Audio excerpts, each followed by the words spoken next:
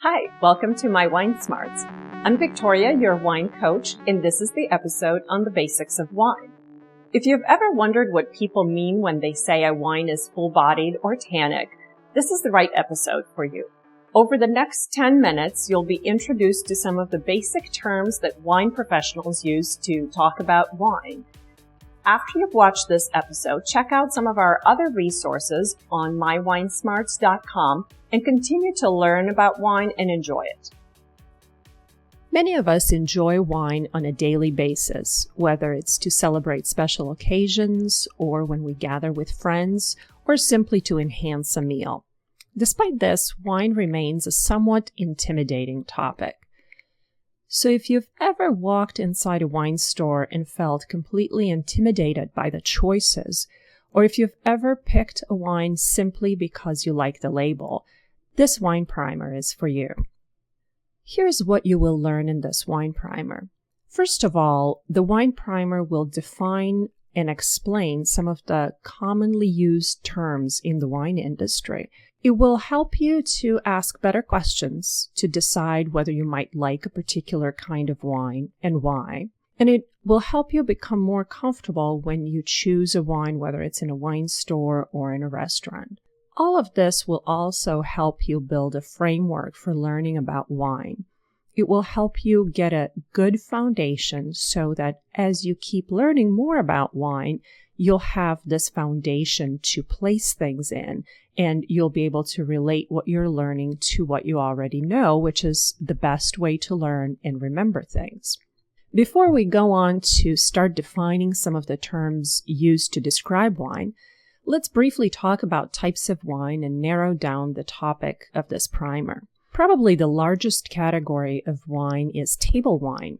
Table wine is most simply defined as the fermented juice of grapes. And as we see here, it can be red, white, or rosé. Table wine is what this primer will focus on, and in particular, we'll be talking mostly about red and white wines. Some of the terms that we'll learn and descriptions will apply to rosé as well, but we won't necessarily discuss rosés in any detail. Another big category of wine are sparkling wines.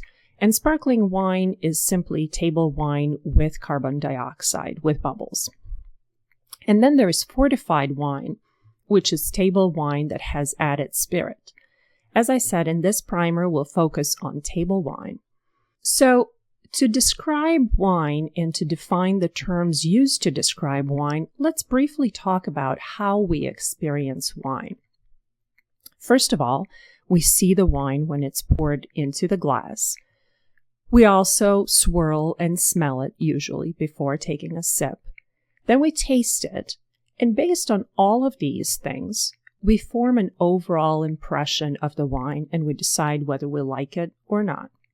As I said, the first thing we experience with wine is sight. So we see the wine as it's poured into the glass. One of the things we notice, of course, is the color of the wine. And depending on whether the wine is white or red, obviously the color is very different. Even among white wines, there is a range of colors. So white wines generally range from pale all the way to golden yellow. Red wines generally range from purple all the way to brick red. In red wines especially, another thing that you'll notice is the intensity of the color of the wine. So some wines are really light in color, even though they're red, and you can almost see through them. Other wines are deeper, still others are almost opaque to where you literally can't see through the wine that's poured into a glass. Another part of seeing a wine is also looking for sediment in the glass. Some wines will have sediment.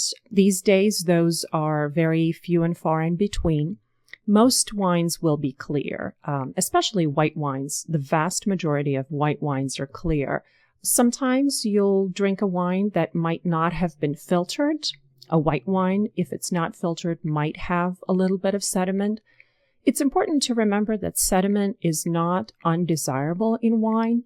However, if you feel uncomfortable drinking it, it's perfectly fine to leave a little bit of wine at the bottom of the glass to avoid the sediment. Sediment is a little more common in red wines, especially red wines that are aged a little bit. And again, it's perfectly fine to leave it in the glass, even though it's not an undesirable thing. To avoid sediment, wine is sometimes decanted. You can also avoid pouring the sediment into the glass by pouring out of the bottle very carefully. The next thing after we see a wine, of course, is smelling it. And as you probably already know, before smelling a wine, it's a good idea to swirl the glass. That's why it's important not to put too much wine in the glass, so you can swirl. When you swirl the glass, you release the aromas of the wine, and so it's easier to detect those aromas. Now, smelling a wine is probably one of the more intimidating parts of experiencing a wine. We've all seen wine professionals and people who know about wine smelling a wine and then using some very specific terms to describe it, including things like dried rose petals, lychee, even things like wet socks. And this can be confusing and intimidating sometimes. So let's talk about some general categories of aromas that are found in wine. And remember that these are just suggestions. Smelling a wine is obviously a subjective experience. So while most of us can agree on some general aromas we discover in a wine, part of what you're smelling will depend on your experiences. Some people just have a better memory for smells than others. But the good news is that as you learn more and as you start paying more attention to wine and the aromas in wine and the aromas in other substances in your daily lives, you'll be better at describing what you smell in a wine. That said, here are some general categories of aromas found in wine. The first one, of course, is fruit, and that can be berries such as strawberries, raspberries, blackberries. It can be tropical fruit. It can be citrus. It can be tree fruit like apples and pears. Another broad category of aromas in wine is minerals. Flint, whetstone, chalk. Generally, these are more common in white wines. Then another common category are spices. Cinnamon, vanilla, cloves, orange peel, licorice, etc. Wine can also have floral smells, such as rose, orange blossom, violet. Sometimes, more rarely, but wine can smell of vegetables like olives and asparagus and bell pepper and mushroom. It can have earthy aromas, aromas of dust or mud or forest floor. There are many other aromas too: cigar, leather, cedar, tar, black tea, tobacco. So as you start learning about wine and experiencing more wines, try to think of what the aromas in that particular wine remind you of. My suggestion when smelling a wine is to swirl it and then close your eyes when you actually smell it. This helps you not be distracted by what's going on around you and focus more on what you're actually smelling in the glass. So feel free to close your eyes, take that first whiff, then take a little break and take another whiff, because often what we smell at first is confirmed, but it can be disconfirmed by the second try. So take one whiff, take a little break, smell the wine again, and think of what it reminds you, what types of aromas you detect.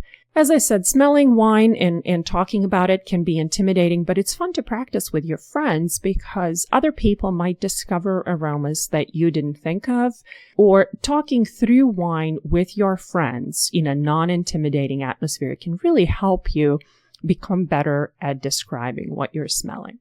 So after looking at a wine in a glass and smelling it, we usually move on to tasting it. And for most people who are not wine professionals, this is the most enjoyable part of drinking wine. And most of us decide whether we like wine or not based on what we taste. Let's talk about some general terms that are used to describe how a wine tastes in the mouth. One of the most commonly used terms for describing wine is dryness. So we say a wine is dry. A wine can be dry or off dry or sweet. This is also one of the most commonly misused terms. So let's talk a little bit about what it means when somebody says a wine is dry.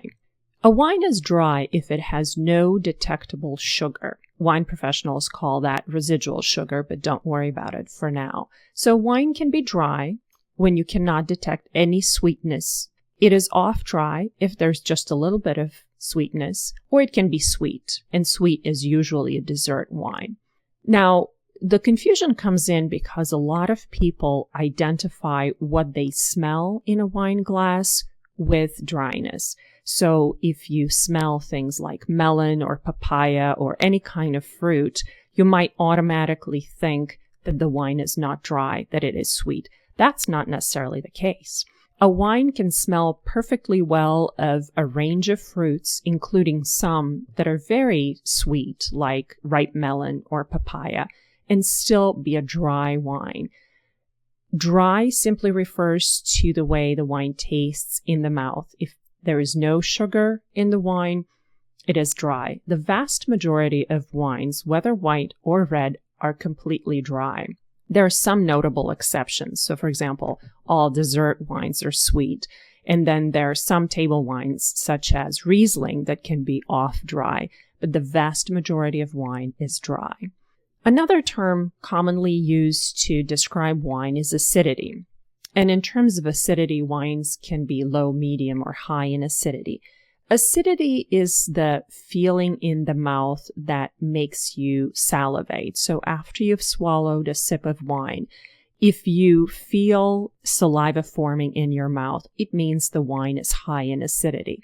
Acidity is generally felt on the sides of the tongue.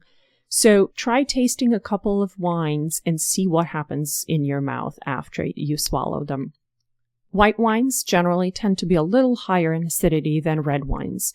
Or I guess I should say, in white wines, acidity is more detectable. In red wines, there are other components that come into play that make acidity a little less obvious. And one of those components is tannin, which is the next thing we'll talk about. We often hear this term. It's not often explained what it means. Tannin is simply a substance found in red wines that comes from the skins of the grapes. It can come from the barrel the wine is aged in. Wines can have low, medium, or high tannin. Now, white wines have no tannin, so when we talk about white wines, we don't use the word tannin.